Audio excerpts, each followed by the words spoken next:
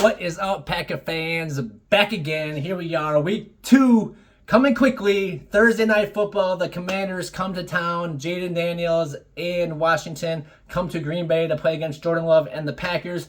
Very exciting matchup of two teams that really impressed people last year. Young rosters, young quarterback, and Jayden Daniels, obviously Rookie of the Year.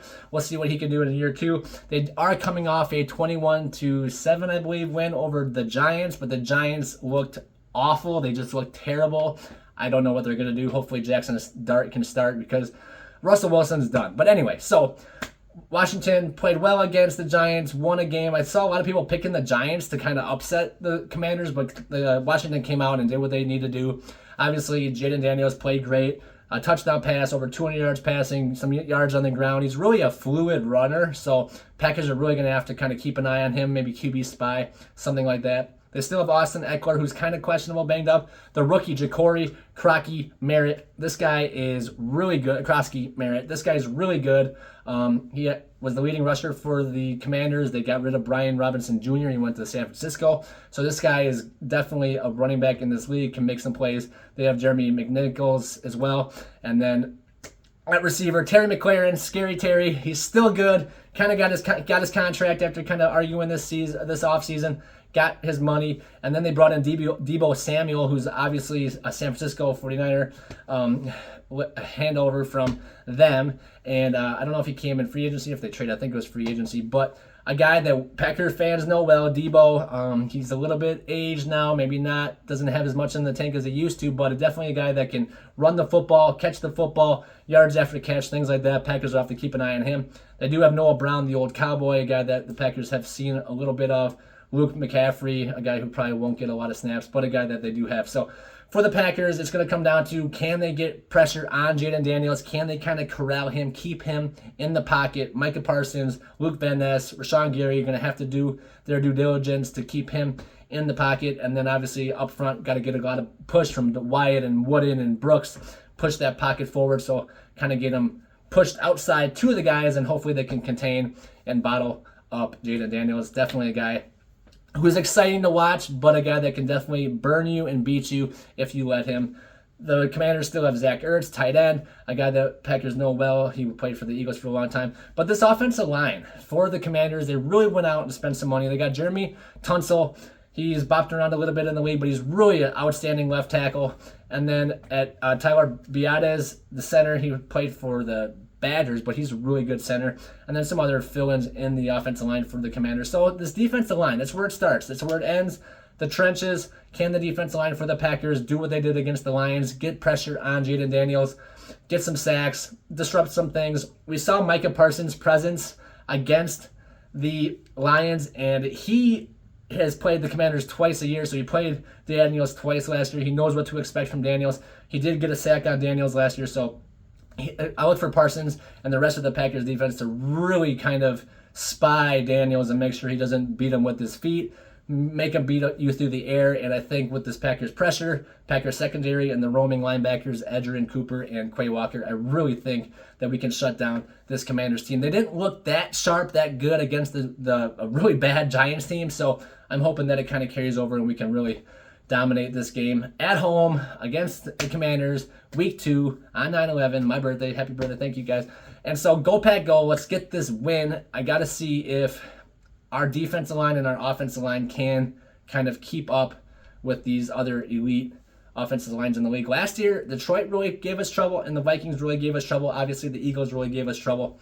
To come out and dominate the way we did against the Lions first half, part of the fourth quarter, or the third quarter and into the fourth quarter, really exciting to see. Obviously, the Packers slowed up in the third quarter, but they did enough to stay ahead, be ahead, and win the game. So for Green Bay, when the Commanders have the ball, obviously keeping Jayden Daniels in check is big. They do have a guy like Austin Eckler who can catch the ball to the backfield, shifty, quick guy.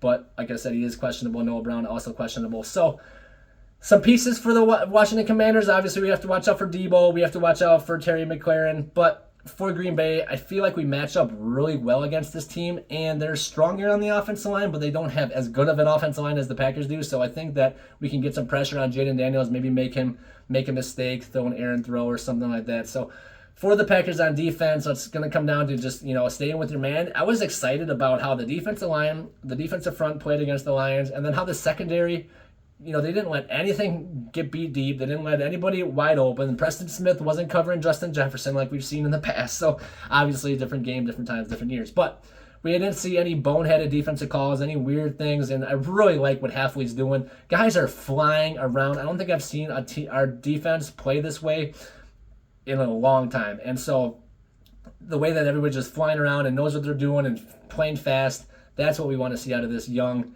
very talented Packers defense. So very exciting to see what they did. And then on defense, so the Commanders defense has kind of been, decent for a few years. They had a really good defensive line. They got Javon Kinlaw now instead of they have Daron Payne, but they had Jonathan Allen before. They got rid of Allen. I forgot where he went to, but on the defensive line, they still have Payne and Kinlaw, and then Weiss, obviously, but they have Frankie Louvu, who's a really good linebacker, and Bobby Wagner, a guy that Packer fans know well, played for Seattle, bopped around the league a little bit, but now he's at Washington. They also have Von Miller, another name coming from Buffalo. He came to the Commanders. Not sure what he did in the game against the Giants, but a guy that obviously Packer fans know well, people in the NFL know well, and a guy that can definitely disrupt a game. So for the Packers offensive line, Rasheed Walker played amazing. I'm so excited about how this offensive line played. Walker played amazing. Aaron Banks, who paid him a lot of money to come from San Francisco, and he played excellent. Elkin Jenkins, wouldn't expect anything but greatness from him. He's playing very well.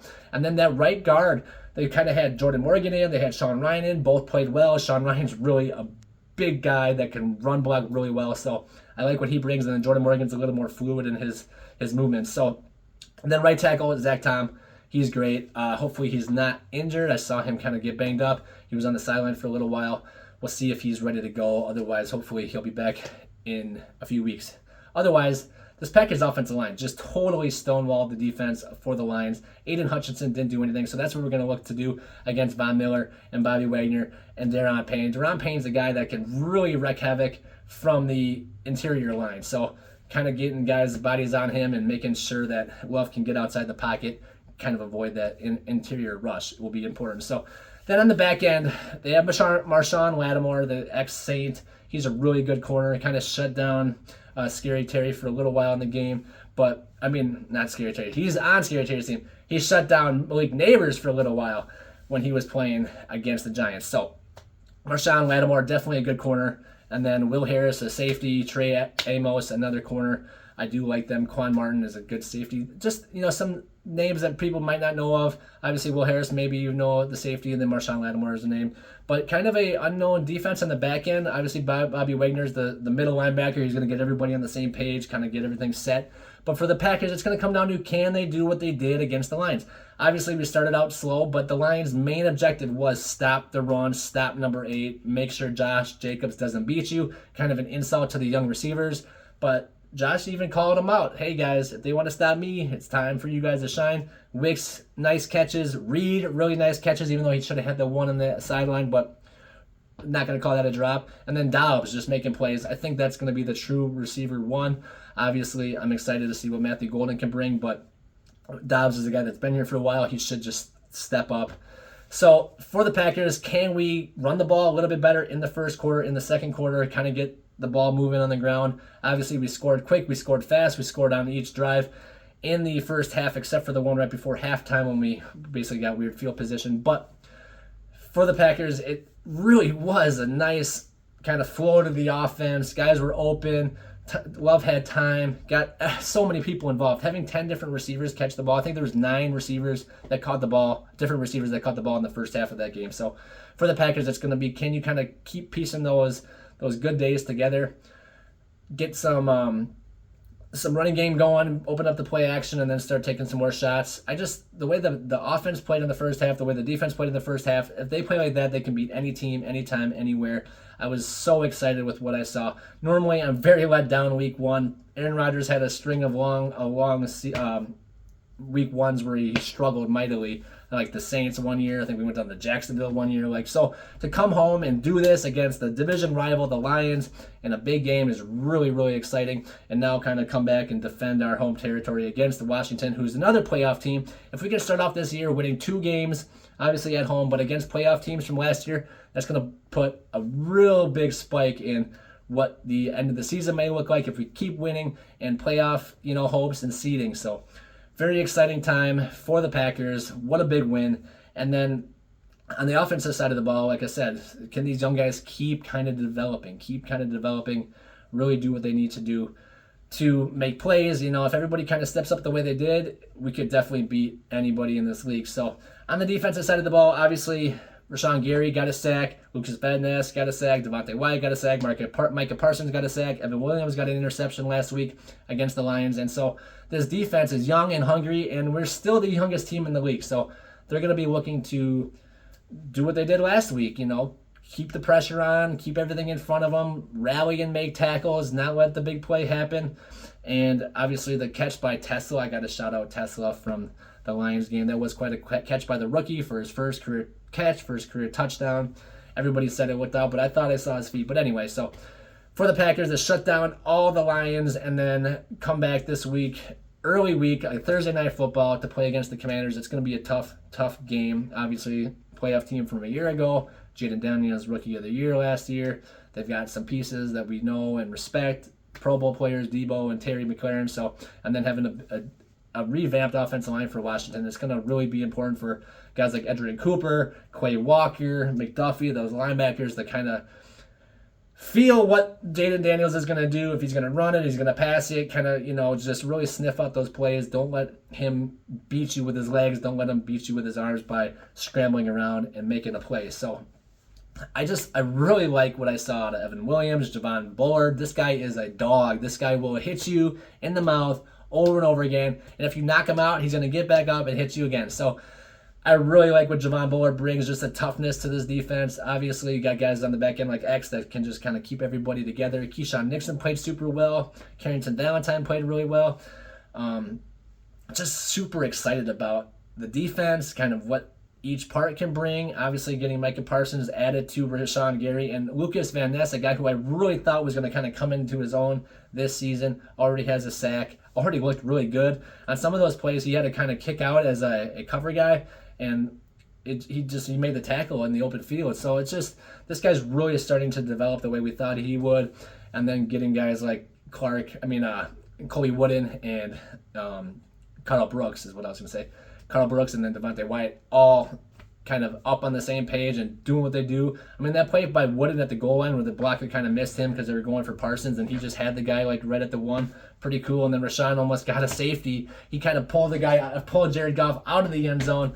It would have been a safety otherwise. So really exciting to watch this defense. Obviously, the Lions didn't really press us too much with passes down the field, and maybe we just shut it all down.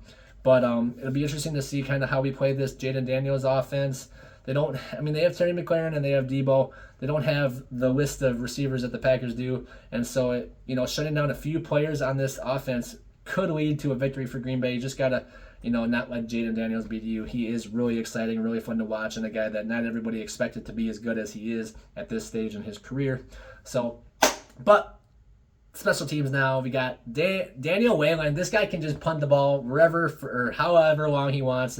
I think he had a 6.5 second hang time. I don't know if I heard that right. Maybe it was 5.6. Maybe I'm dyslexic, but I thought it was a 6.5 second hang time, which is just unheard of. Usually 5 seconds is what they want to be at. So, and then obviously McManus, this guy he's a great kicker. We haven't had any issues with him. It's nice that the Packers finally have some relief in their kicking since Mason Crosby.